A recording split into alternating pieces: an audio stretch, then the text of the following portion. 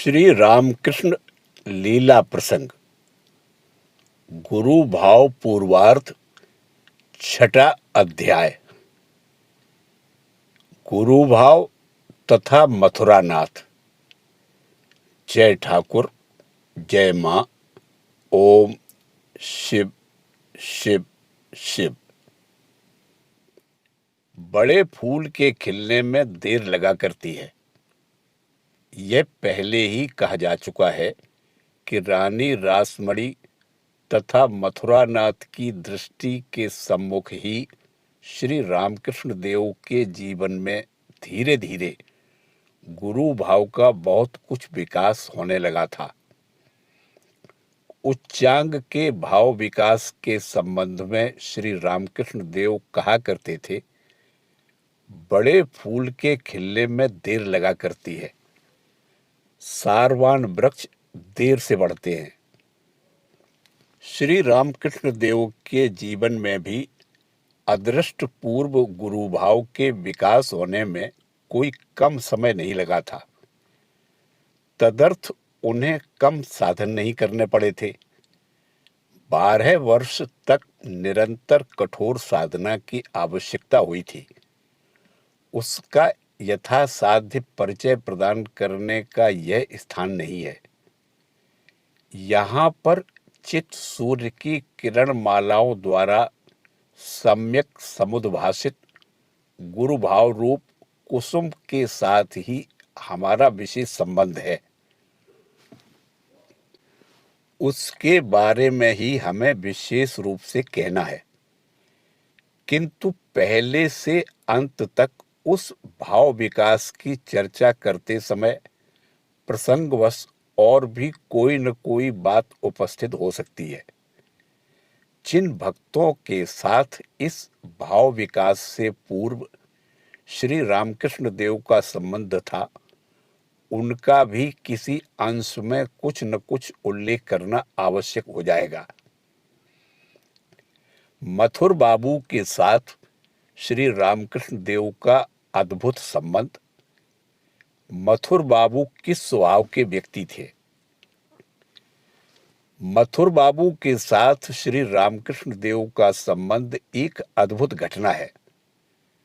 मथुर बाबू धनी होते हुए भी उदार स्वभाव संपन्न, विषयी होकर भी भक्त, हठी होते हुए भी बुद्धिमान, क्रोधी होने पर भी धैर्यशील एवं दृढ़ प्रतिज्ञ व्यक्ति थे।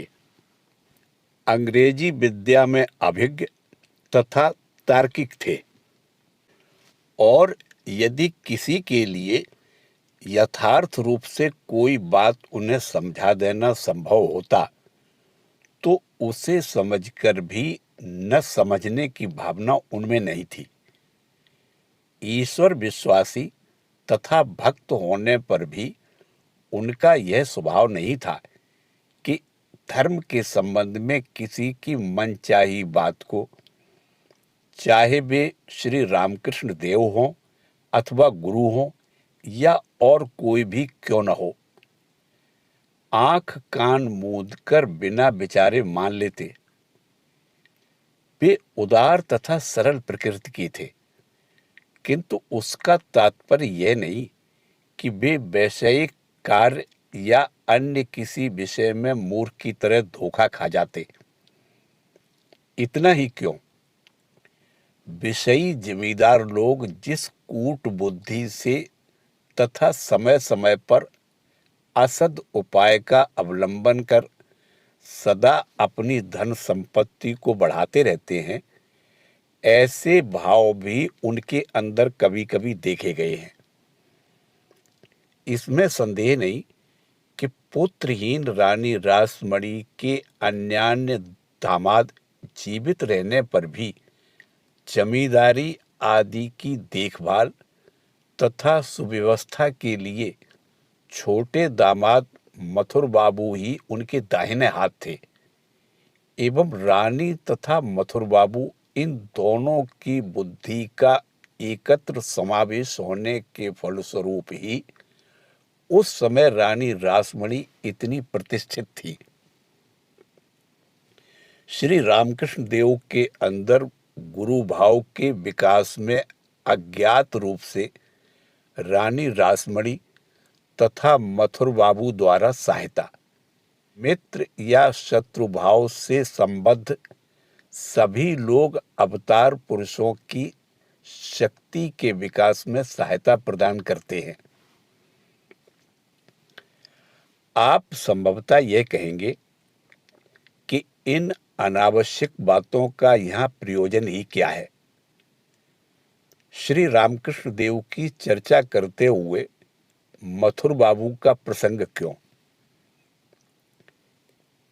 इसका कारण यह है कि कोषाव्रत दशा से मुक्त हो जब भाव रूप तितली बाहर निकल आई थी, उस समय उसके भावी सौंदर्य का कुछ आभास प्राप्त कर मथुर बाबू ही उसके प्रधान रक्षक तथा सहायक हुए थे। रानी रासमणी ने एक महान शुद्ध पवित्र प्रेरणा से इस अद्भुत चरित्र के विकास तथा प्रसार के लिए एक उपयोगी स्थान का निर्माण करवाया और उनके दामाद मथुर बाबू ने उसी प्रकार की उन्नत प्रेरणा से उस देव चरित्र के विकास के समय अन्यान्य जिन वस्तुओं की आवश्यकता हुई उनकी व्यवस्था की थी। यह अवश्य है कि इतने दिनों के बाद अब हम इस बात का अनुभव कर रहे हैं, किंतु हमें ऐसा प्रतीत नहीं होता कि उन दोनों को कभी कभी इस विषय का कुछ कुछ आभास मिलने पर भी वे इस बात को उस समय या बाद में भी संपूर्ण रूप से हृदयंगम कर सके हों कि वे उन सब कार्यों को क्यों कर रहे हैं। युग युग में आविर्भूत महापुरुषों के जीवन की आलोचना के द्वारा यह बात स्पष्ट हो जाती है। देखा जाता है कि कोई अज्ञात शक्ति अदृश्य रहकर कहीं से उनके समस्त विषयों की व्यवस्था करा दिया करती है। सर्वदा सभी स्थितियों में पूर्ण रूप से उनकी रक्षा किया करती है। अन्यान्य व्यक्तियों की सामर्थ्य को नियंत्रित कर उनके अधीन बना देती है, किंतु उन व्यक्तियों को यह पता नहीं चलता कि वे स्वयं स्वतंत्र रूप से उन देव चरित्रों के प्रति प्रेम या द्वेष पूर्वक जो आचरण कर रहे हैं वे उनके अपने लिए ही हैं। उन्हीं के कार्यों की सहायता तथा उनके गंतव्य मार्ग की विघ्न बाधाओं को हटाकर उनके अंदर शक्ति को उद्दीप्त करना ही उन आचरणों का लक्ष्य है। दीर्घ काल बाद मनुष्य को जब यह विदित होता है तब वह अवाक रह जाता है। कैकेयी द्वारा श्री रामचंद्र जी को वन में भेजे जाने की परिणति को देखिए। वसुदेव देवकी को कारागार में आबद्ध रखकर कंस के आजीवन प्रयास के अंतिम परिणाम को देखिए। सिद्धार्थ को कहीं वैराग्य न हो जाए इस भय से राजा शुद्धोधन द्वारा विनोद वाटिका के निर्माण को देखिए। क्रूर कापालिक बौद्धों का अभिचार की सहायता से आचार्य शंकर को विनष्ट करने के प्रयास को देखिए। राजपुरुषों की सहायता से श्री चैतन्य देव के प्रेम धर्म प्रचार के विरुद्ध विद्वेषपूर्ण तथा प्रतिकूल आचरण के परिणाम को देखिए तथा मिथ्यापराध से महामहिम ईशा के प्राण नाश करने के फल को देखिए। सर्वत्र ही उल्टा समझे राम दिखाई देगा,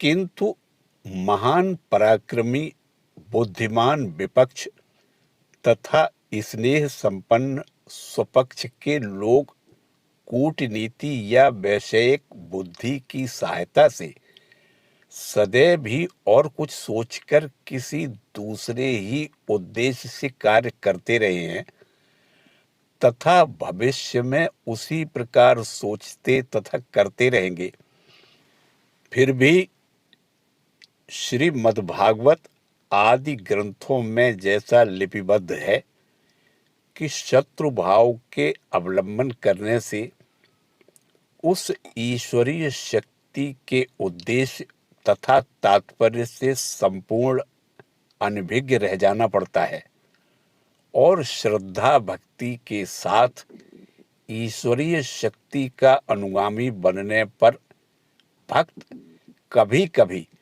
उस शक्ति के संबंध में कुछ कुछ हृदयंगम कर सकता है एवं उस ज्ञान की सहायता से क्रमशः वासना रहित होकर वह व्यक्ति मुक्ति तथा चिर शांति का अधिकारी बन जाता है।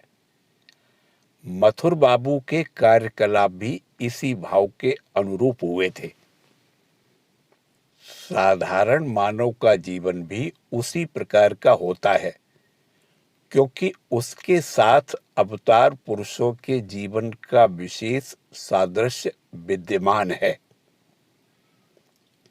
अवतार पुरुषों के जीवन में ही केवल मात्र इस प्रकार दैवी शक्ति खेल के दिखाई देते हों, यह बात नहीं, किंतु उनके जीवन में उस खेल के उज्जवल विकास का सहज ही में अवलोकन कर हम अबाक रह जाते हैं। बस इतना ही है। अन्यथा अपने अपने दैनिक जीवन तथा संसार के व्यावहारिक जीवन के इतिहास की आलोचना करने पर भी हमें उस विषय का यत्किंचित प्रकाश देखने को मिल जाता है। मानव जीवन के विभिन्न अनुभवों से या मानव जीवन की बहुत सी घटनाओं की तुलनात्मक आलोचना से यह स्पष्ट विदित होता है कि मानव उस दैवी शक्ति के हाथों का खिलौना जैसा बना हुआ है। अवतार पुरुषों के जीवन के साथ साधारण मानव जीवन का इस प्रकार विशेष सादृश्य रहना कोई आश्चर्य की बात नहीं है, क्योंकि उनका अलौकिक जीवन ही साधारण जीवन निर्माण के सांचे के सदृश है। उनके जीवन के आदर्श का अवलंबन कर ही तो साधारण मानव अपने जीवन निर्माण का प्रयास किया करता है तथा सदा ही करता रहेगा। देखो ना, विभिन्न जातियों के पृथक पृथक भावों की मिलन भूमि विशाल भारत जीवन में राम, कृष्ण, चैतन्य आदि कुछ महापुरुषों ने किस प्रकार अपना अधिकार जमा रखा है और इन पूर्ववर्ती महापुरुषों के जीवन आदर्श के एकत्र सम्मेलन के फलस्वरूप अदृष्ट पूर्व नवीन रूप से गठित वर्तमान युगावतार श्री रामकृष्ण देव का जीवन आदर्श किस प्रकार क्षिप्रता के साथ अपना प्रभाव विस्तारित करता हुआ इस स्वल्प काल के अंदर ही भारत भारती के जीवन पर अपना अधिकार स्थापित कर रहा है। आगे यह किस तरह और कहां तक बढ़ेगा, आपको यदि यह बतलाना आपके लिए संभव हो तो कहिए। हम तो उसे समझने या कहने में सर्वथा असमर्थ हैं। मथुर बाबू भक्त थे किंतु निर्बोध नहीं थे। एक बात और यह भी है कि मथुर बाबू श्री रामकृष्ण देव की जिस प्रकार निष्कपट 16.5 आने श्रद्धा भक्ति किया करते थे, उससे सुनकर हमारी तरह संदिग्ध मन वाले पहले ही यह सोच लेते हैं कि वे एक भोले भाले सीधे साधे व्यक्ति रहे होंगे, अन्यथा मनुष्य के प्रति मनुष्य की इतनी श्रद्धा भक्ति क्या कभी संभव हो सकती है?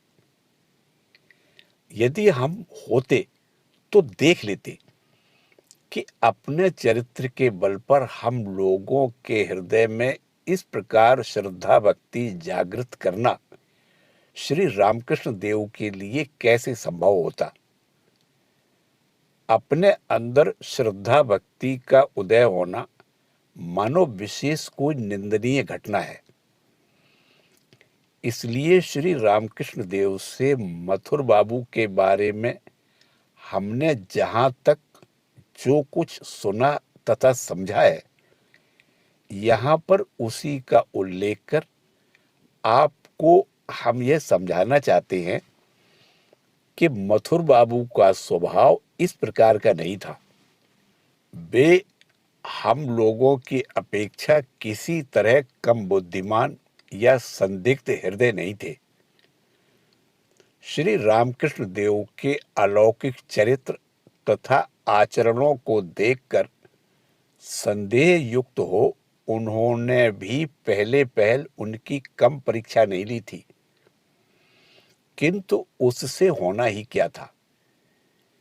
किसी युग में मानव ने जो कभी दृष्टिगोचर नहीं किया है, विज्ञान निनादिनी प्रेमावर्तशालिनी महा ओजस्विनी श्री रामकृष्ण देव की उस भाव मंदाकिनी के तीव्र गंभीर वेग को मथुर बाबू के संदेह रूप ऐरावत के लिए कब तक सहन करना संभव था।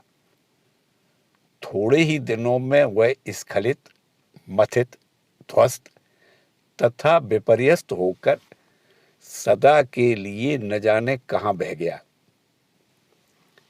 ऐसी स्थिति में सब तरह पराजित मथुर बाबू उस समय और कर ही क्या सकते थे। अनन्य चित्त से उन्हें श्री रामकृष्ण देव के श्री चरणों की शरण लेनी ही पड़ी। अतः मथुर बाबू की चर्चा करने पर भी हम श्री रामकृष्ण देव के गुरु भाव का ही कीर्तन कर रहे हैं। यह उपलब्धि सहज में ही की जा सकती है।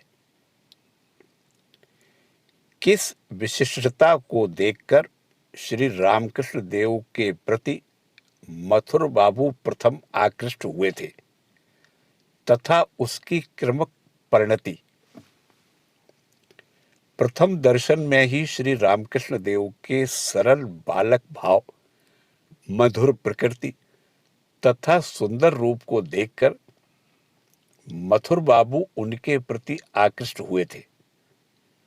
तदंतर जब साधना की प्रारंभिक अवस्था में श्री रामकृष्ण देव को कभी कभी दिव्योन्माद होने लगा, श्री जगदम्बा का पूजन करते हुए आत्मव्योहल हो तथा अपने अंदर उनका दर्शन प्राप्त कर कभी कभी जब वे स्वयं अपनी ही पूजा करने लगे, अनुराग के प्रबल आवेग से वैधि भक्ति की सीमा का उल्लंघन करते हुए जब वे अपने दैनिक जीवन में प्रेम पूर्ण, विविध, अवैध, साधारण लोगों की दृष्टि के अनुसार निर्हेतुक आचरण कर लोगों की निंदा तथा संदेह के पात्र बनने लगे, उस समय विषयी मथुर बाबू की न्यायपरायण तीक्ष्ण बुद्धि सहसा यह कह उठी,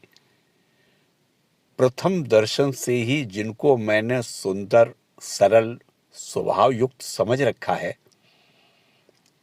अपनी आंखों से देखे बिना उनके विरुद्ध कभी किसी बात को विश्वास करने के लिए मैं तैयार नहीं हूं। इसीलिए मथुर बाबू गुप्त रूप से दक्षिणेश्वर के काली मंदिर में आकर श्री रामकृष्ण देव के आचरणों का भली भांति निरीक्षण किया करते थे तथा इसके फलस्वरूप वे इस निर्णय पर पहुंचे थे, युवक गदाधर अनुराग तथा सरलता के मूर्तिमान जीवित विग्रह हैं। भक्ति विश्वास के आधिक्य से ही वे इस प्रकार के आचरण कर रहे हैं। इसीलिए बुद्धिमान तथा विषयी मथुर बाबू उन्हें यह समझाने का प्रयास करते थे कि जहां तक हो सीमा के अंदर रहना ही ठीक है। श्रद्धा भक्ति करना बहुत अच्छी बात है, किंतु एकदम आत्मविह्वल हो जाने से कैसे चलेगा। उससे व्यर्थ ही लोगों का निंदा भाजन होना पड़ता है। साथ ही 10 व्यक्ति जिस बात को कहते हैं उसकी अवहेलना कर निरंतर मनचाहा आचरण करने से बुद्धि भ्रष्ट हो पागल हो जाने की भी संभावना है। किंतु इस प्रकार उन्हें समझाते रहने पर भी मथुर बाबू की अंतर्निहित सुप्त भक्ति उनके संसर्ग गुण से जागृत होकर कभी कभी यह कह उठती थी। यह भी तो सुना जाता है कि राम प्रसाद आदि पूर्ववर्ती साधक वर्ग भी इसी प्रकार भक्ति के प्रभाव से पागल की भांति आचरण किया करते थे। श्री गदाधर की स्थिति तथा आचरण आदि भी तो वैसे हो सकते हैं। इसलिए मथुर बाबू ने आचरणों से किसी प्रकार की बाधा न पहुंचाकर अंत तक उनकी क्या परिणति होती है यह देखते रहने का संकल्प किया एवं देखने सुनने के पश्चात जो कुछ युक्ति युक्त प्रतीत हो तद अनुरूप व्यवस्था करने का उन्होंने निश्चय किया। विषयी स्वामी का एक साधारण कर्मचारी के प्रति इस प्रकार का आचरण कम धैर्य का परिचायक नहीं है। भक्ति की संक्रामक शक्ति के द्वारा मथुर बाबू का परिवर्तन। भक्ति में एक संक्रामक शक्ति भी विद्यमान है। शारीरिक विकारों की तरह मानसिक भावों को भी एक से दूसरे में संक्रमित होते हुए हम देखते हैं, क्योंकि एक ही पदार्थ के विकार के अंदर एक ही नियम के अनुसार समग्र स्थूल तथा सूक्ष्म जगत संग्रथित है। इस बात को आजकल केवल वैदिक ऋषियों की अनुमति के द्वारा प्रमाणित करने की आवश्यकता नहीं है। जड़ विज्ञान से भी यह बात प्रायः सिद्ध हो चुकी है। अतः एक के अंदर भक्ति रूप मानसिक भाव जागृत होने पर उसके द्वारा दूसरे में सुप्त रूप से अंतर्निहित उस भाव का जागृत होना कोई आश्चर्य की बात नहीं है। इसीलिए धर्म भाव को उद्दीप्त करने में विशेष सहायक होने के कारण शास्त्रों में साधु संघ की इतनी महिमा गाई गई है। मथुर बाबू को भी ठीक वैसा ही सौभाग्य प्राप्त हुआ था, यह हम भली भांति अनुमान कर सकते हैं। श्री रामकृष्ण देव के कार्यकलाप को ज्यों-ज्यों प्रतिदिन वे ध्यान से देखने लगे, त्यों-त्यों उनका भक्ति भाव भी अज्ञात रूप से जागृत होने लगा। उनके परवर्ती कार्यों से हमें इस बात का पर्याप्त परिचय मिलता है, किंतु विषयी मन के लिए साधारणतया जैसा हुआ करता है, श्रद्धा भक्ति के उदय होने के दूसरे ही क्षण पुनः संदेह का उपस्थित होना, इस प्रकार की स्थिति बारंबार उत्पन्न होने के कारण बहुत दिन तक उनका चित्त आंदोलित होता रहा। उसके बाद ही कहीं मथुर बाबू के हृदय में श्री रामकृष्ण देव का आसन सुदृढ़ तथा अविचल रूप से स्थापित हो पाया। यह बात सुनिश्चित है। इसीलिए यह देखने में आता है कि श्री रामकृष्ण देव के व्याकुलता पूर्ण अनुराग तथा आचरण आदि मथुर बाबू की दृष्टि में पहले पहल भक्ति के अतिशय अधिक के रूप में प्रतीत होने पर भी श्री रामकृष्ण देव के जीवन में दिन प्रतिदिन उन भावों की जितनी वृद्धि होने लगी, मथुर बाबू के हृदय में उतना ही यह संदेह होने लगा कि कहीं श्री रामकृष्ण देव का बुद्धि भ्रंश तो नहीं हो रहा है। किंतु इस प्रकार के संदेह से उनके मन में दया का ही उदय होता रहा तथा वे यही प्रयास करने लगे कि योग चिकित्सकों की सहायता से उनके शारीरिक स्वास्थ्य की उन्नति होकर उनके मानसिक विकारों का प्रशमन हो सके। आधुनिक रूप से शिक्षित मथुर बाबू का श्री रामकृष्ण देव के साथ तर्क विचार, प्राकृतिक नियमों का ईश्वर इच्छा से परिवर्तन होता रहता है, लाल जबा कुसुम के पेड़ में सफेद फूल लगना। अंग्रेजी भाषा में मथुर बाबू की साधारणतया अच्छी ही गति थी।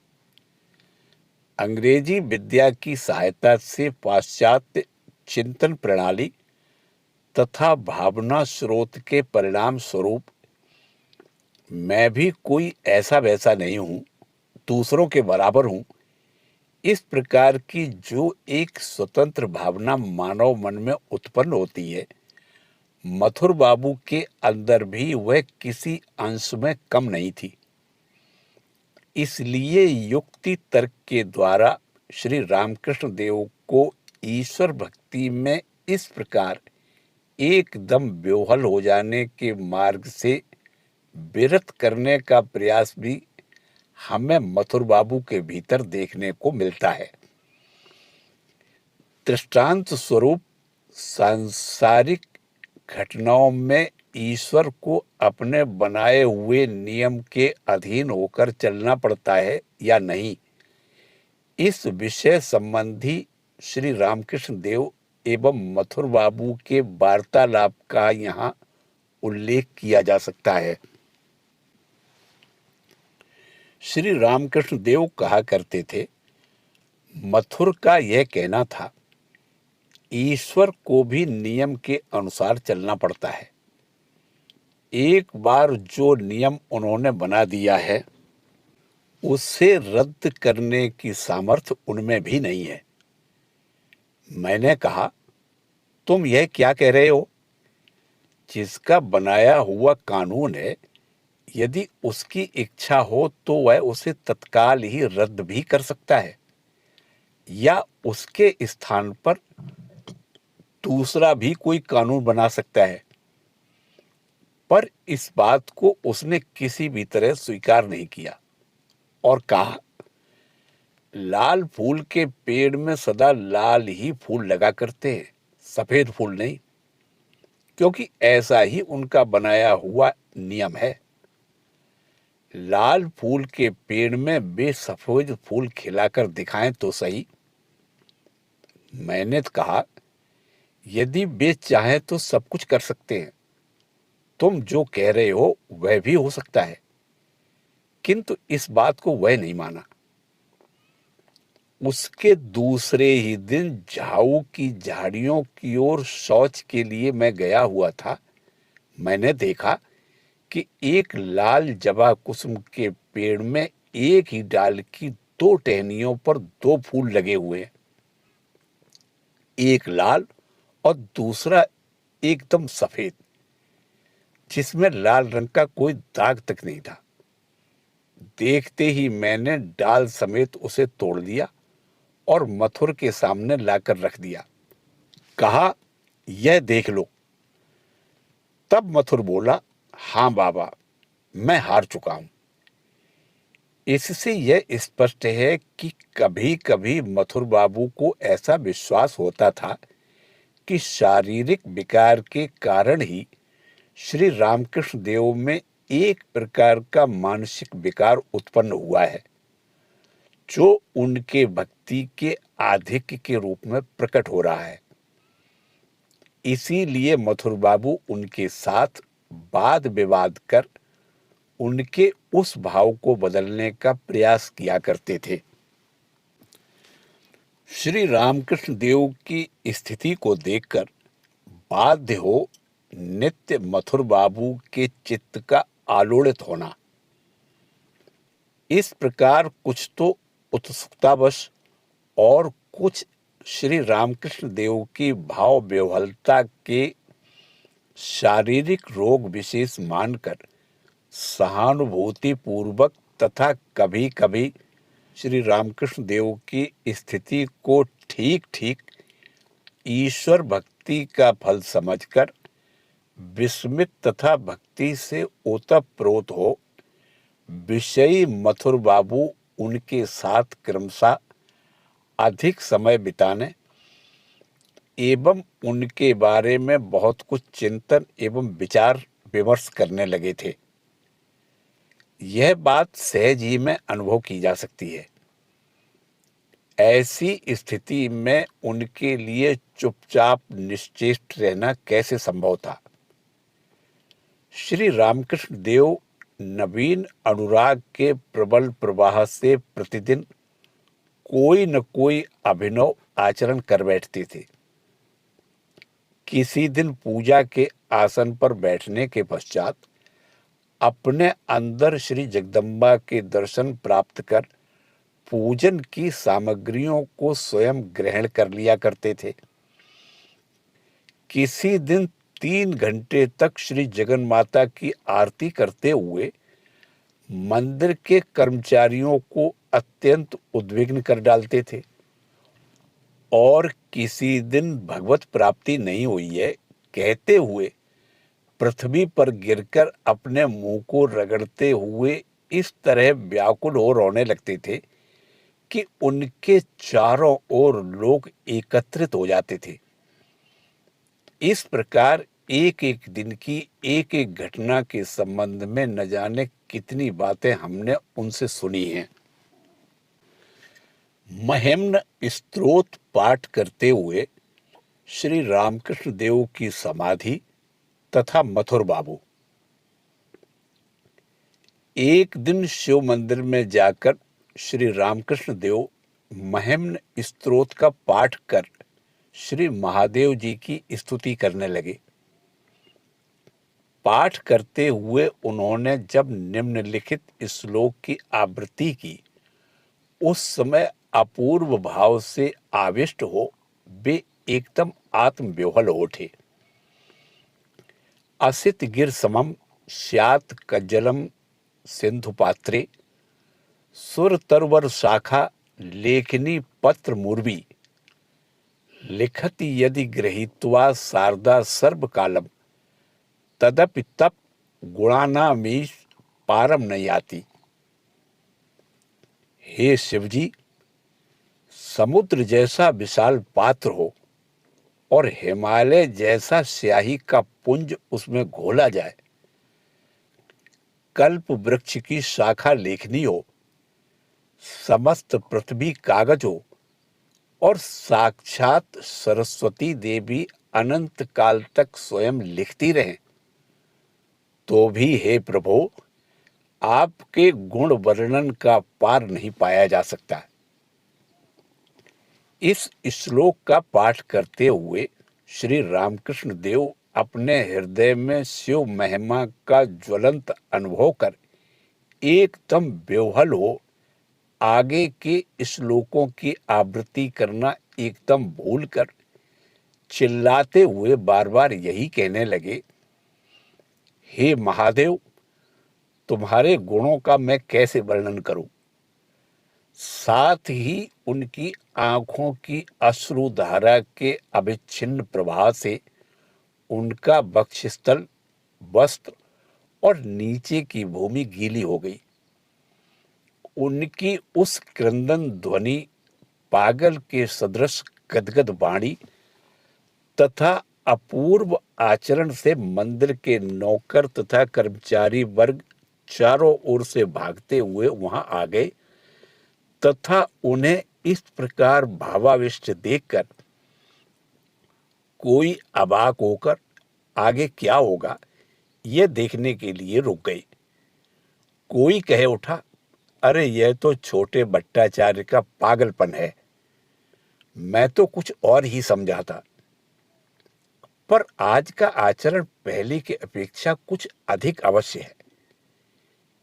किसी दूसरे ने कहा, कहीं ऐसा न हो कि शिवजी पर चढ़ बैठे, हाथ पकड़कर हटा लेना ही अच्छा। इस प्रकार वहां तरह तरह की बातें होने लगी और जैसा सहज ही अनुमान किया जा सकता है, साथ ही हास प्रयास भी होता रहा। किंतु श्री रामकृष्ण देव का बाह्य विषयों की ओर बिल्कुल ही होश नहीं था। शिवजी की महिमा का अनुभव कर उनका मन उस समय तन्मय हो बाह्य जगत से बहुत उच्च भूमि पर आरूढ़ हो चुका था, जहां तक इस जगत के मलिन भाव तथा वार्तालापों का पहुंचना कभी भी संभव नहीं है। अतः कौन क्या सोच रहा है, हास परिहास कर रहा है या क्या कर रहा है, इन बातों का उनके कानों तक पहुंचना कैसे संभव था। मथुर बाबू उस दिन काली मंदिर में उपस्थित थे। वे भी यह सुनकर कि भट्टाचार्य महोदय को लेकर शोरगुल हो रहा है, वहां आए। कर्मचारियों ने सम्मान के साथ उनके लिए रास्ता छोड़ दिया।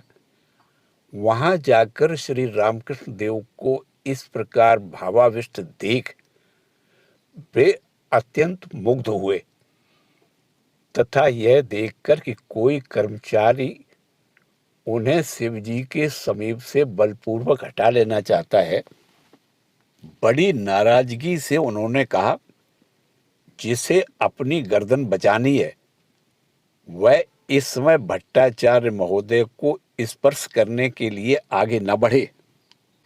यह सुनकर भयभीत हो कर्मचारी वर्ग में से किसी ने और कुछ कहने या करने का साहस नहीं किया। कुछ समय बाद श्री रामकृष्ण देव को बाह्य चेतना हुई तथा मंदिर के कर्मचारियों के साथ मथुर बाबू को वहां खड़े देखकर बालक की भांति संकुचित होकर उनसे वे पूछने लगे, असंयत होकर मैंने कोई अनुचित आचरण तो नहीं किया है। मथुर बाबू ने तब उनको प्रणाम कर कहा, नहीं बाबा, आप तो स्तोत्र पाठ कर रहे थे, कहीं नासमझी से कोई आपको परेशान न करे, इसीलिए मैं यहां खड़ा था। श्री रामकृष्ण देव के सानिध्य में सहज ही दूसरों की आध्यात्मिक उन्नति के बारे में दृष्टांत। अपनी साधनकालीन स्थिति को स्मरण कर एक दिन श्री रामकृष्ण देव ने हमसे कहा था, उस समय अर्थात साधना के समय जो यहाँ आते थे, अत्यंत शीघ्र ही उनमें ईश्वर का उद्दीपन हो जाता था। बराह नगर से 2 व्यक्ति आया करते थे। वे निम्न वर्ण के थे। संभवतः वे मल्लाह या तमोली या ऐसी ही किसी जाति के होंगे, किंतु बहुत ही भले थे। अत्यंत श्रद्धा भक्ति किया करते थे तथा प्रायः ही आते रहते थे। एक दिन पंचवटी में उनके साथ में बैठा हुआ था। उस समय उनमें से एक की बड़ी विचित्र दशा हुई। मैंने देखा कि उसका वक्षस्थल आरक्त हो उठा है, आंखें घोर लाल हैं, नेत्रों से अजस्र अश्रुपात हो रहा है, बोलने की सामर्थ्य नहीं है, खड़ा नहीं हो पा रहा है। 2 बोतल शराब पिला देने से जो दशा होती है, ठीक वैसी ही स्थिति है। किसी भी तरह उसका वह भावावेश दूर नहीं हो रहा था। तब भयभीत हो माँ से मैंने कहा, माँ, यह तूने क्या किया? लोग कहेंगे कि मैंने ही ऐसा कर दिया है। घर पर उसके माता पिता आदि सब कोई है। अभी उसे घर लौटना पड़ेगा। बारंबार उसकी छाती पर हाथ फेरता हुआ माँ से मैं इसी प्रकार कहने लगा। तब कहीं कुछ देर बाद कुछ संभलकर वह घर जा सका।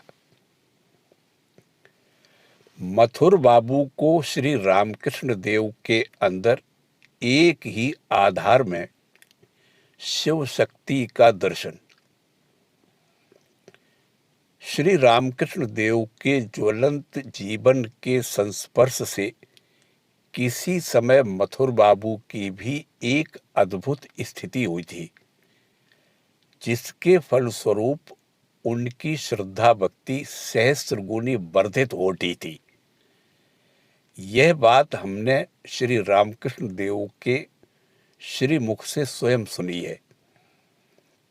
सदा अपने भाव में तल्लीन श्री रामकृष्ण देव एक दिन अपने कमरे की ईशान दिशा से पूर्व से पश्चिम की ओर विस्तृत जो लंबा बरामदा है, वहां अपनी धुन में मग्न हो टहल रहे थे। काली मंदिर तथा पंचवटी के बीच जो अलग अलग मकान है, जिसका बाबुओं की कोठी कहकर अभी तक मंदिर के कर्मचारी वर्ग निर्देश करते हैं, उस मकान के एक कमरे में मथुर बाबू उस समय अकेले बैठे थे। वे जहां बैठे थे, वहां से श्री रामकृष्ण देव जहां टहल रहे थे, वह स्थान अधिक दूर न होने के कारण वहां का सब कुछ अच्छी तरह से उन्हें दिखाई दे रहा था। इसलिए श्री रामकृष्ण देव को उस तरह टहलते हुए देखकर कभी वे उनके विषय में सोच रहे थे और कभी संसार संबंधी इधर उधर की बातों का चिंतन मन ही मन अपने भावी कार्यक्रम को निर्धारित कर रहे थे। मथुर बाबू अपनी बैठक में बैठे बीच बीच में उन्हें जो इस तरह से देख रहे थे, इसका श्री रामकृष्ण देव को कुछ भी ज्ञान नहीं था, और यदि उनका उस ओर ध्यान रहता भी तो उससे होता ही क्या। दोनों की सांसारिक, सामाजिक तथा अन्यान्य स्थितियों में इतना अंतर था कि परस्पर विदित होने पर भी किसी के निमित्त किसी को विशेष चिंतित होने का कोई कारण नहीं था। बल्कि श्री रामकृष्ण देव यदि ईश्वरी भाव में तन्मय तथा अन्मनस्क न होते, तो मथुर बाबू की बात का पता लगने पर उनके लिए संकुचित हो वहां से हट जाना ही स्वाभाविक था, क्योंकि जिन्हें काली मंदिर तथा रानी की समस्त जायदाद का मालिक कहना भी गलत नहीं होगा, तथा जिनकी सुदृष्टि के कारण ही श्री रामकृष्ण देव को उस समय तक उस स्थान से हटाया नहीं गया था, ऐसे धनी, मानी तथा विद्या बुद्धि संपन्न मथुर बाबू के सम्मुख एक साधारण नगण्य गरीब पुजारी ब्राह्मण के लिए, जिनको लोग निर्बुद्ध, उन्मत्त, अनाचारी समझा करते थे तथा जिनसे वे हंसी मजाक करने में भी नहीं चूकते थे, भयभीत एवं संकुचित न होना कैसे संभव था। किंतु घटना कुछ और ही हुई, जिसकी बिल्कुल कल्पना नहीं की जा सकती। मथुर बाबू ही अकस्मात अत्यंत व्यस्त होकर दौड़ते हुए श्री रामकृष्ण देव के समीप उपस्थित हुए और प्रणाम करने के पश्चात उनके दोनों चरण पकड़कर रोने लगे। श्री रामकृष्ण देव कहते थे, तब मैंने कहा, यह तुम क्या कर रहे हो? तुम बाबू हो, रानी के दामाद हो, तुमको इस तरह आचरण करते हुए देखकर लोग क्या कहेंगे? शांत हो, उठो। किंतु वह कब सुनने लगा। कुछ देर बाद स्वस्थ होकर उसे जो अद्भुत दर्शन प्राप्त हुआ था, उस वृतांत को विस्तार पूर्वक उसने कह सुनाया। वह बोला, बाबा, आप टहलते हुए जिस समय इस ओर आते तब ऐसा दिखता कि आप नहीं है, साक्षात जगदम्बा ही सामने आ रही है। जब आप पीछे मुड़कर उस ओर जाने लगते तब आप साक्षात महादेव ही दिखते थे। मुझे पहले ऐसा प्रतीत हुआ कि मेरी आंखों का भ्रम है। अच्छी तरह से आंखें मीचकर फिर इस तरह मैंने जितनी बार देखा, ठीक वही दर्शन हुआ। बारंबार यह कहता हुआ वह रोने लगा। मैंने कहा, मुझे तो इसका कुछ भी पता नहीं है भाई, किंतु मेरी बात को वह भला क्यों सुनने लगा? मुझे भय हुआ कि कदाचित कोई इस बात को सुनकर रानी रासमणी से न कह दे। न जाने वे क्या सोचेंगी। संभवतः वे यह कहेंगी कि मैंने कुछ जादू टोना कर दिया है। बहुत समझा बुझाकर कहने के बाद तब कहीं वह शांत हुआ। मथुर क्या वैसे ही मेरे साथ इस प्रकार के आचरण तथा मुझसे इतना प्यार किया करता था? मां ने अनेक बार बहुत कुछ उसे दिखा सुना दिया था, किंतु मथुर की जन्म पत्री में यह लिखा हुआ था कि उसके इष्ट देवता की उस पर ऐसी कृपा दृष्टि होगी कि वे शरीर धारण कर उसके साथ घूमा करेंगे तथा उसकी रक्षा करते रहेंगे। उक्त दर्शन का परिणाम।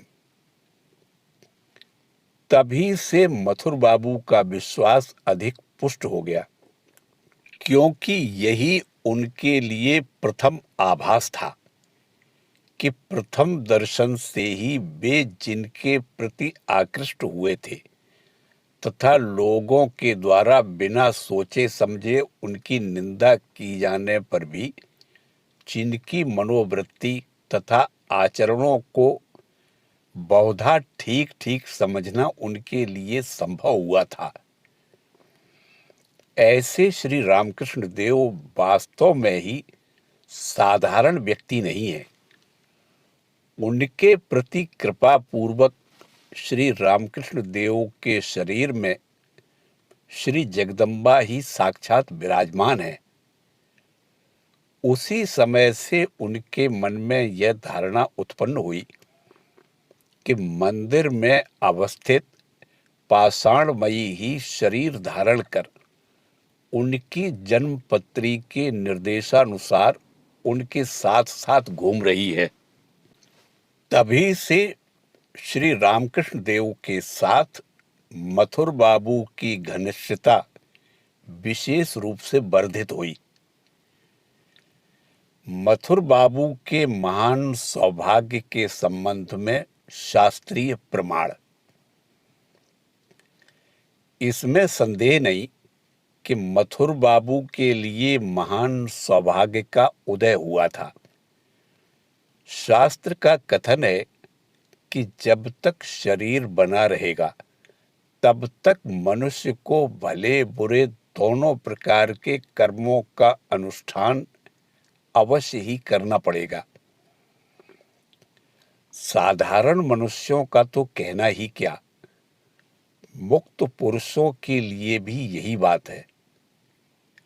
अब प्रश्न यह है कि मुक्त पुरुषों द्वारा अनुष्ठित पाप पुण्यों के फल को कौन भोगता है? उनके लिए स्वयं फल भोगना तो संभव नहीं है, क्योंकि जिस अभिमान अहंकार के द्वारा सुख दुख आदि का भोग होता रहता है, वह तो सदा के लिए उनके अंदर से दूर हो चुका है। फिर उनका भोग कैसे हो सकता है? किंतु कर्म फल तो अवश्यंभावी है, एवं मुक्त पुरुषों के शरीर सूखे पत्ते की तरह जब तक झड़ नहीं जाते, तब तक उन शरीरों के द्वारा अच्छे बुरे कुछ कर्म तो अवश्य ही होते रहेंगे। ऐसी स्थिति में शास्त्र का कथन है कि जो बद्ध पुरुष उनकी सेवा करते हैं, उनसे प्रेम करते हैं, वे ही उन मुक्त आत्माओं द्वारा अनुष्ठित शुभ कर्मों के, और जो उनसे द्वेष करते हैं, वे उनके शरीर कृत अशुभ कर्मों के फलों को भोगते रहते हैं। साधारण मुक्त पुरुषों की सेवा से यदि इस प्रकार की फल प्राप्ति होती हो, तो ईश्वरावतारों की प्रेम भक्तिपूर्ण सेवा का कितना अधिक फल होगा, यह कौन कह सकता है।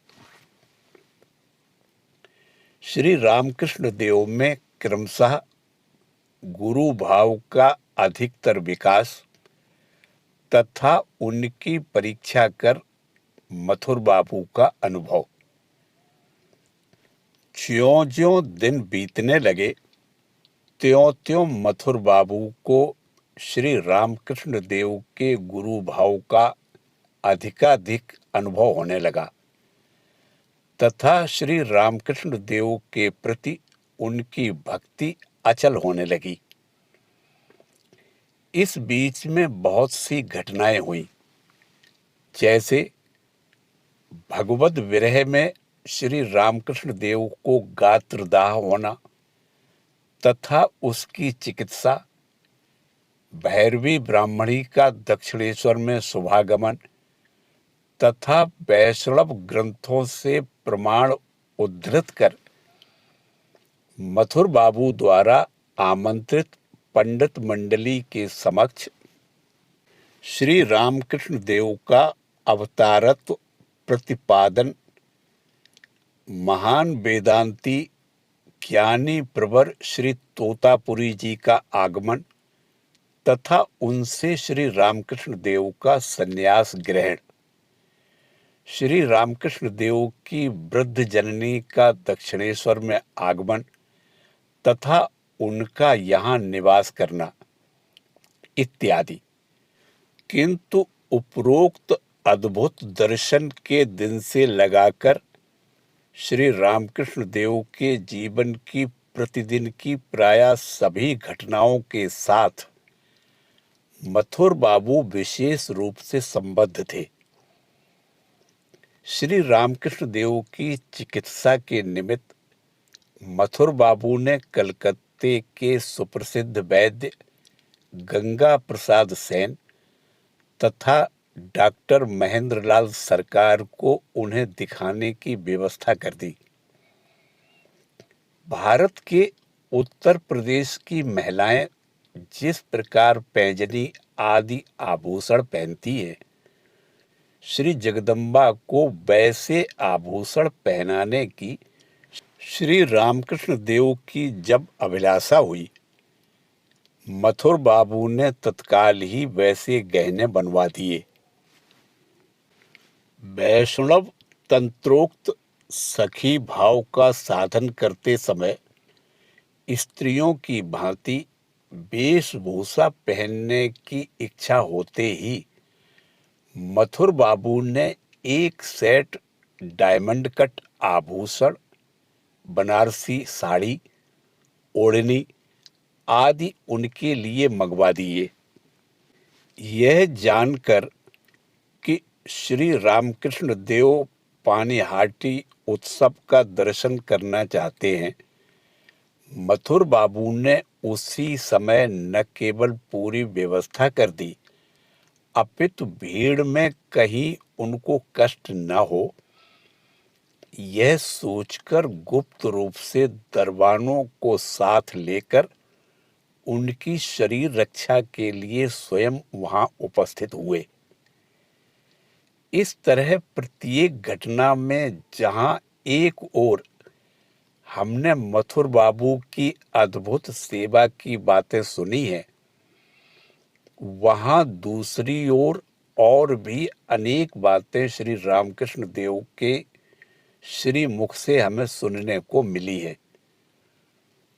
उदाहरण के लिए मथुर बाबू ने इस बात की परीक्षा लेने के लिए कि श्री रामकृष्ण देव के मन में असत भाव का उदय होता है या नहीं, दुष्चरित्र स्त्रियों को उनके पास भेजा था। मथुर बाबू ने काली मंदिर की देवोत्तर संपत्ति आदि सब कुछ श्री रामकृष्ण देव के नाम पर लिख देने का प्रस्ताव उनके सम्मुख रखा, जिसे सुनकर भावाविष्ट हो उन्होंने कहा, क्या तू मुझे विषयी बनाना चाहता है? और क्रुद्ध हो वे मथुर बाबू को मारने के लिए उद्यत हुए। एक बार मथुर बाबू जमींदारी संबंधी लड़ाई झगड़े में फंस गए थे और नर हत्या के अपराध में सरकार द्वारा उन्हें विशेष दंड मिलने का भय था। निदान वे श्री रामकृष्ण देव के समीप सारा दोष स्वीकार कर उस विपत्ति से छुटकारा पाने के निमित्त उनके शरणागत हुए और उस संकट से मुक्त हुए थे। इन समस्त घटनाओं से हमें इस बात का परिचय मिलता है कि श्री रामकृष्ण देव के प्रति मथुर बाबू की भक्ति क्रमशः दृढ़ और अचल हो रही थी। इसके अतिरिक्त और कुछ होना ही कैसे संभव था? मथुर बाबू की समस्त परीक्षाओं में उत्तीर्ण हो श्री रामकृष्ण देव के अद्भुत अलौकिक देव दुर्लभ स्वभाव ने जैसे एक और दिनों दिन अधिकाधिक समुज्वल भाव धारण किया था, वैसे ही दूसरी ओर उनके अपार निर्हेतुक प्रेम ने मथुर बाबू के हृदय पर ही अपना अधिकार जमा लिया था। मथुर बाबू ने देखा कि लाखों रुपए की संपत्ति देकर भी त्याग की भावना से इन्हें डिगा नहीं सका। सुंदरी रमणियों के द्वारा इनके मन में किसी प्रकार का विकार उत्पन्न नहीं किया जा सका। पार्थिव सम्मान ख्याति से भी, क्योंकि मनुष्य को भगवान मानकर पूजन करने के अतिरिक्त मनुष्य और अधिक सम्मान क्या दे सकता है? इन्हें किंचन मात्र विचलित या अहंकृत करना संभव नहीं हो सका। सांसारिक किसी भी विषय के ये प्रार्थी नहीं है, फिर भी मेरे चरित्र की सारी दुर्बलताओं को जानते हुए भी वे मुझसे घृणा नहीं कर रहे हैं। अपने से भी अपना समझकर मुझे प्यार कर रहे हैं। संकटों से बार बार मेरा उद्धार कर रहे हैं तथा किस तरह मेरा सर्वांगीण कल्याण हो सकता है, इसी का वे चिंतन कर रहे हैं। इसका कारण ढूंढने पर उन्हें विदित हो गया कि ये मनुष्य शरीरधारी होते हुए भी जिस देश में रात्रि नहीं है, वही के व्यक्ति हैं। इनका त्याग अद्भुत है, संयम अद्भुत है, ज्ञान अद्भुत है, भक्ति अद्भुत है और सभी कर्म अद्भुत हैं। और सबसे बढ़कर दुर्बल किंतु अहंकारी जीव के प्रति इनकी करुणा और प्रेम भी अद्भुत है। इसके साथ ही साथ मथुर बाबू ने और भी एक बात का अपने हृदय में अनुभव किया, वह है उस अद्भुत चरित्र का माधुर्य, जिनके भीतर से ऐसी अलौकिक ईश्वरीय शक्ति का विकास हो रहा है, वे स्वयं बालक ही रहे, उनमें अहंकार लेश मात्र भी नहीं है। कैसी अद्भुत घटना है! उनके अंदर चाहे कैसी भी भावना क्यों न उदित हो, 5 वर्ष के बालक की तरह वे कुछ भी नहीं छिपाते हैं। भीतर बाहर सदा एक स्वभाव है। जो कुछ मन में है, निष्कपट रूप से वाणी तथा कार्य के द्वारा उसे व्यक्त कर देते हैं, किंतु जिससे दूसरों को हानि पहुंचे वह कभी नहीं कहते। यहाँ तक कि शारीरिक कष्ट भोगते हुए भी उसे प्रकट नहीं करते। मानव के लिए क्या कभी यह संभव है? मथुर बाबू की इस प्रकार भक्ति को देखकर हालदार पुरोहित की मानसिक स्थिति, श्री रामकृष्ण देव के प्रति मथुर बाबू की ऐसी अविचल भक्ति को देखकर मथुर बाबू के काली घाट निवासी हालदार पुरोहित ईर्ष्या से बौखला उठे। उन्होंने सोचा, उसने बाबू को जादू टोना कर इस प्रकार वशीभूत कर लिया है। साथ ही उनके मन में यह विचार आया कि अब क्या किया जाए। बाबू को हत्याने का मेरे इतने दिन का प्रयास इस व्यक्ति के कारण एकदम नष्ट भ्रष्ट हो गया और वह सरल बालक ही बना हुआ है। यदि वह इतना ही सरल है तो वशीकरण की प्रक्रिया को क्यों नहीं बतला देता? मेरी सारी विद्याओं के प्रयोग से बाबू जब किसी तरह कुछ कुछ मेरे हाथ आने लगे थे, तो उस बीच में यह कहां से आ खड़ा हुआ। इधर मथुर बाबू की श्रद्धा भक्ति ज्यों-ज्यों बढ़ने लगी, त्यों-त्यों श्री रामकृष्ण देव के साथ सदा सर्वदा रहने तथा और भी अधिक रूप से उनकी सेवा करने की आकांक्षा उनके हृदय में दृढ़ हो उठी। इसलिए वे अनुरोध आग्रह पूर्वक श्री रामकृष्ण देव को बीच बीच में कलकत्ते के जान बाजार स्थित अपने भवन में अपने समीप लाकर रखने लगे। अपराह्न के समय बाबा चलो घूम आए कहकर उनको अपने साथ ईडन गार्डन तथा कलकत्ते के विभिन्न स्थानों को दिखाने लगे। बाबा को क्या साधारण पात्रों में भोजन कराया जा सकता है? यह सोचकर सोने तथा चांदी के नए बर्तन बनवाकर श्री रामकृष्ण देव को उनमें ही भोजन कराते रहे।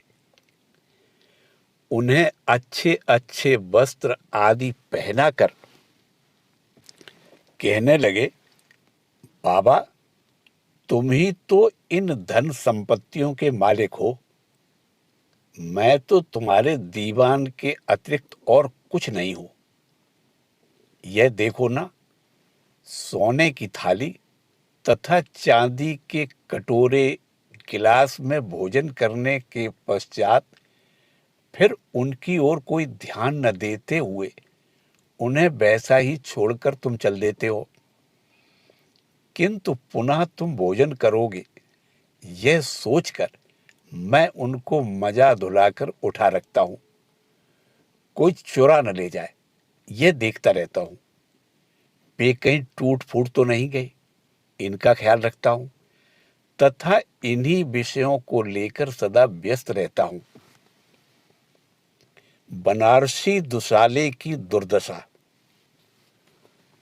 उन्हीं दिनों एक बनारसी दुशाले के जोड़े की दुर्दशा की बात हमने श्री रामकृष्ण देव के श्री मुख से सुनी थी। मथुर बाबू ने 1,000 रुपये में उसे खरीदा था तथा ऐसी सुंदर वस्तु और किसे दी जाए, यह सोचकर उन्होंने स्वयं अपने हाथों से श्री रामकृष्ण देव के श्री अंग में उसे ओढ़ाकर अति आनंद का अनुभव किया था। वास्तव में वह दुशाला मूल्यवान था, क्योंकि उस समय जब उसका मूल्य इतना था तो वर्तमान समय में संभवतः उस प्रकार की वस्तु मिलना ही कठिन है। उस दुशाले को ओढ़कर श्री रामकृष्ण देव सर्वप्रथम बालक की तरह अत्यंत आनंदित हो इधर उधर घूमने लगे। बारंबार स्वयं उसे देखते तथा दूसरों को बुलाकर दिखाते हुए कहने लगे कि मथुर बाबू ने इतने मूल्य में यह खरीद दिया है इत्यादि। किंतु दूसरे ही क्षण बालक की भांति उनके मन में और किसी भाव का उदय हुआ। उन्होंने सोचा, इसमें ऐसी क्या विशेषता है, कुछ ऊन के अतिरिक्त यह और क्या है। सभी वस्तुएं जिन पंचभूतों के विकार हैं, उन्हीं पंचभूतों से यह भी बना हुआ है। रहा शीत निवारण, वह तो रजाई कंबलों से जैसा होता है, इससे भी वैसा ही होता है, पर अन्यान्य वस्तुओं की तरह इसके द्वारा भी सच्चिदानंद की प्राप्ति नहीं हो सकती। किंतु इसे ओढ़ने से उल्टा अनुभव होता है कि मैं सबसे श्रेष्ठ हूं तथा अभिमान अहंकार वर्धित होकर मनुष्य का मन ईश्वर से दूर हट जाता है। इसमें इतने दोष हैं।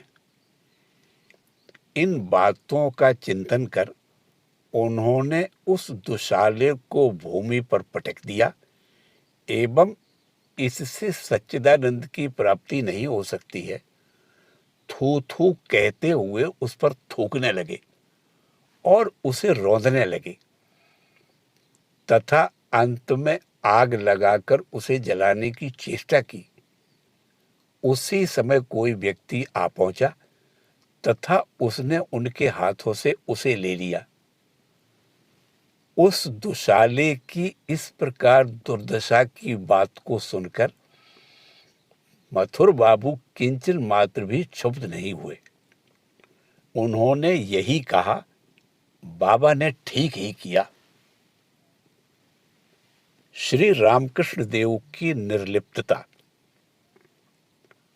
उपर्युक्त घटनाओं से स्पष्ट है कि मथुर बाबू द्वारा श्री रामकृष्ण देव को विविध भोग सुख तथा आराम पहुंचाने के प्रयत्न किए जाने पर भी श्री रामकृष्ण देव का मन सदा कितनी उच्च भूमि में रहा करता था। चाहे जहां भी वे क्यों न रहे, उनका मन सर्वदा अपने भाव में ही निमग्न रहता था।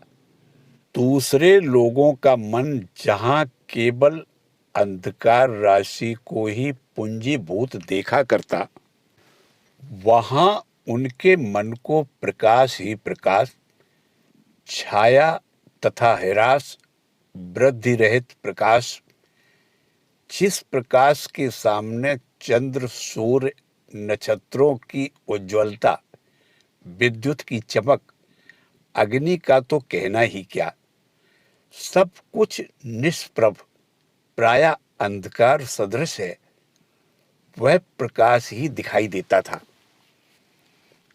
उसी प्रकाश में राज्य में उनके मन का निरंतर निवास था एवं हिंसा, द्वेष तथा छल कपट से भरे हुए काम क्रोधादि के चिर निवास स्थल इस राज्य में मानो वह मन 2-4 दिन के लिए करुणापूर्वक घूमने आया था, बस इतना ही।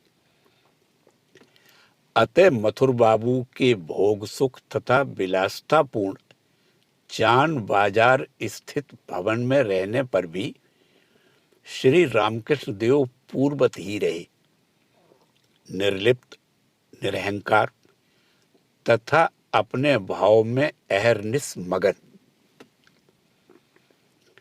हालदार पुरोहित संबंधी अंतिम बातें।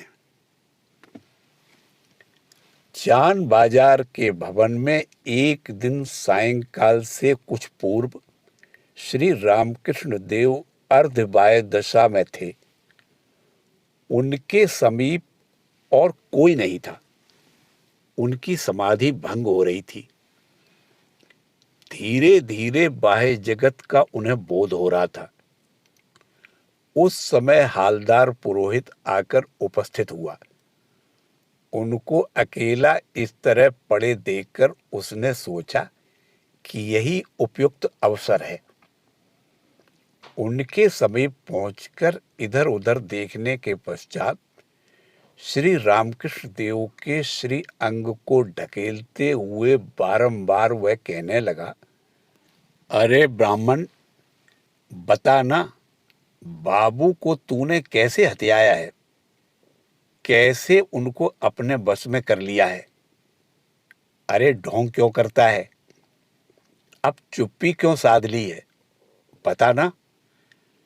बारंबार उसके ऐसे कहने पर भी जब उन्होंने कुछ भी नहीं कहा या उनके लिए कुछ भी कहना संभव नहीं हुआ, क्योंकि उस समय बात करने लायक स्थिति उनकी नहीं थी, तब क्रोधित हो, जा साले, कुछ भी उत्तर नहीं दे रहा है, कहते हुए जोर से उन्हें लात मारकर वह अन्यत्र चला गया। यह सोचकर कि मथुर बाबू को पता लगने पर वे हालदार पुरोहित पर क्रुद्ध होकर कोई अनुचित अत्याचार न कर बैठे, निरभिमानी श्री रामकृष्ण देव चुप रहे। तदंतर कुछ दिनों के बाद दूसरे किसी अपराध के कारण मथुर बाबू उस पर क्रुद्ध हुए तथा उसे नौकरी से निकाल दिया। इसके बाद एक दिन वार्तालाप के प्रसंग में श्री रामकृष्ण देव ने मथुर बाबू से उस बात की चर्चा की। उसे सुनकर क्रोधित एवं दुखित हो मथुर बाबू ने कहा, बाबा, यदि पहले मुझे इस बात का पता लग जाता तो वह ब्राह्मण कदापि जीवित नहीं बचता। मथुर बाबू तथा उनकी पत्नी जगदम्बा दासी की श्री रामकृष्ण देव के प्रति भक्ति तथा उस परिवार के साथ श्री रामकृष्ण देव का व्यवहार। श्री रामकृष्ण देव के गुरु भाव की अपार करुणा की बातों को मथुर बाबू सपत्नीक हार्दिक रूप से कहाँ तक अनुभव कर पाए थे तथा साक्षात देवता बुद्धि से उनके प्रति उन्होंने किस प्रकार आत्मसमर्पण किया था, इसका विशिष्ट परिचय हमें इस बात से मिलता है कि उन दोनों ने अपनी किसी बात को कभी श्री रामकृष्ण देव से गुप्त नहीं रखा। वे दोनों ही यह जानते तथा कहा करते थे, बाबा मनुष्य नहीं है, उनसे किसी बात को हम क्यों छिपाने लगे। उन्हें तो सब कुछ पता चल जाता है, कोई भी बात उनसे छिपी नहीं रहती। और यह केवल उनकी कहने भर की बात नहीं थी, कार्यता सभी विषयों में वे ठीक ठीक वैसा ही किया भी करते थे। बाबा को लेकर एक साथ आहार विहार तथा उनके साथ उन दोनों ने कितने ही दिन एक ही शैया पर शयन किया था। सर्वदा सभी स्थितियों में बिना किसी रोक टोक के बाबा अंतःपुर में आते जाते रहे। इसमें हानि ही क्या है? यदि वे अंतःपुर में ना भी जाएं, फिर भी घर के सभी लोगों की मनोवृत्तियों को तो वे जानते ही हैं और इसका परिचय बहुधा उन्हें प्राप्त हो चुका था। साथ ही स्त्रियों के साथ पुरुषों के मिलने में जो मुख्य अनर्थ मानसिक विकार है, उस दृष्टिकोण से भी यदि देखा जाए तो बाबा को घर की एक दीवार या और कोई अचेतन पदार्थ विशेष भी कहा जा सकता है। अंतःपुर की किसी भी महिला के हृदय में बाबा को देखकर जैसे अन्य किसी दूसरे पुरुष को देखने से संकोच लज्जा का भाव उदित होता है, वैसा नहीं होता था। उन्हें ऐसा प्रतीत होता था मानो वे उन्हीं में से एक हैं अथवा एक 5 वर्ष के बालक जैसे हैं। सखी भाव की साधना करते समय श्री रामकृष्ण देव रमणियों की तरह वेशभूषा धारण कर श्री दुर्गा पूजन के दिनों में अंतःपुर की महिलाओं के साथ बाहर आकर प्रतिमा को चंवर डुलाया करते थे। इसी प्रकार जब कभी किसी युवती के पति आते थे, उस समय उसको भली भांति सजाकर तथा वेशभूषा पहनाकर उसके कानों में यह कहते हुए कि पति के साथ कैसे वार्तालाप करना चाहिए आदि, उससे शयन गृह में पति के समीप पहुंचा आते थे। ऐसी बहुत सी बातें श्री रामकृष्ण देव के श्री मुख से अवगत हो उन लोगों का श्री रामकृष्ण देव के प्रति कैसा अपूर्व भाव विद्यमान था, यह सोचकर हम स्तब्ध रह जाते हैं। श्री रामकृष्ण देव के गुरु भाव से प्रेरित होकर उन रमणियों के हृदय में एक ओर जहां उनके प्रति देवता बुद्धि प्रतिष्ठित हो चुकी थी, वैसे ही दूसरी ओर उनके निर्हेतुक प्रेम का विशेष परिचय प्राप्त कर उन्होंने उनको कहाँ तक अपना लिया था तथा किस प्रकार निसंकोच होकर उनके समीप वे उठा बैठा करती थी, इन बातों की हम ठीक ठीक कल्पना भी नहीं कर सकते। श्री रामकृष्ण देव के अंदर विपरीत भावों का एकत्र समावेश। एक ओर जहां मथुर बाबू के घर की महिलाओं के साथ श्री रामकृष्ण देव का अलौकिक काम गंध रहित स्वार्थ लेश शून्य सखी की भांति प्रेम का प्रकाश हुआ था, वैसे ही दूसरी ओर बाहर पुरुषों के समीप पंडित मंडली में उनके दिव्य ज्ञान तथा अनुपम बुद्धिमत्ता पूर्ण व्यवहार आदि को देखकर यही प्रतीत होता था कि उनके अंदर ऐसे अनेक विपरीत भावों का सम्मेलन कैसे संभव हो सका है। ये बहुरूपी श्री रामकृष्ण देव कौन है? दक्षिणेश्वर में भगवत विग्रह के भग्न होने पर शास्त्रीय विधान लेने के निमित्त पंडित सभा का आवाहन। दक्षिणेश्वर के मंदिर में उस समय श्री राधा गोविंद की दोनों श्री मूर्तियों को प्रतिदिन प्रातःकाल बगल के शयन गृह से लाकर मंदिर में सिंहासन पर विराजमान किया जाता था एवं पूजन तथा भोग आदि के उपरांत दोपहर को पुनः शयन मंदिर में ले जाया जाता था। फिर अपराह्न के 4 बजे के बाद वहां से उन्हें सिंहासन पर लाकर उनकी संध्या आरती की जाती थी तथा भोग आदि के पश्चात पुनः रात में उनको वहीं ले जाकर शयन कराया जाता था। मंदिर के संगमरमर के फर्श पर एक दिन जल गिरने के कारण श्री विग्रह को ले जाते समय पुजारी ब्राह्मण के फिसल जाने से श्री गोविंद जी की मूर्ति के पैर टूट गए। उससे एकदम खलबली मच गई। पुजारी को स्वयं तो चोट लगे ही गई थी, विशेषकर उस घटना से भयभीत हो वे कांपने लगे।